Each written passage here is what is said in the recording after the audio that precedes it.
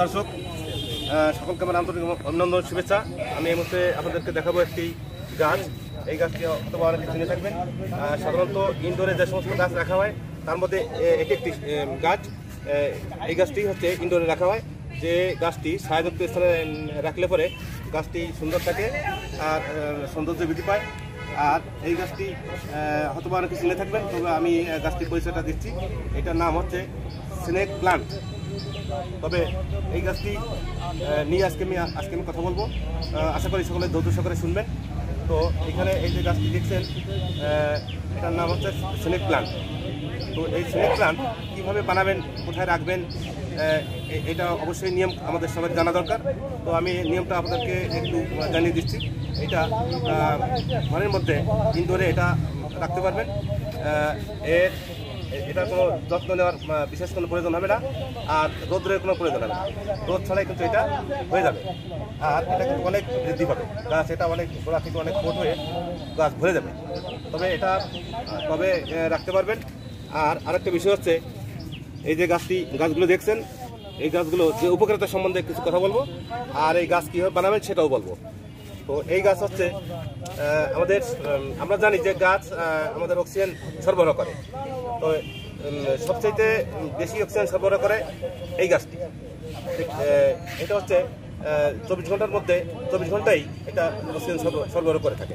তো আমরা জানি যে অনেক গাছই আছে সাধারণত দিনের বেলায় অক্সিজেন সরবরাহ করে, রাত্রে এটা কার্বন ডাইঅক্সাইড ত্যাগ করে। তো এই গাছটি কিন্তু তার বিপরীত। তো এটা হচ্ছে সাধারণত আমাদের যে পরিবেশটাকে ঠান্ডা রাখে, বায়ুটাকে, দূষিত বায়ুটাকে শোষণ করে নেয়।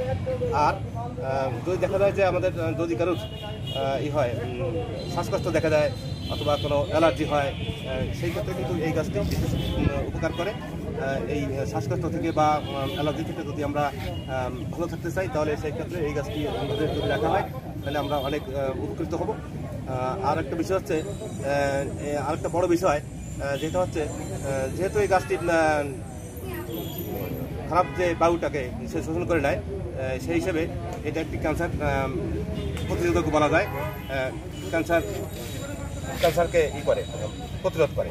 তো সেই হিসেবে এই গাছটি আমরা এক কথা আমরা বলতে পারি যে এই গাছটি একটি বিশেষ উপকারী গাছ, একটি ঔষধি গাছ।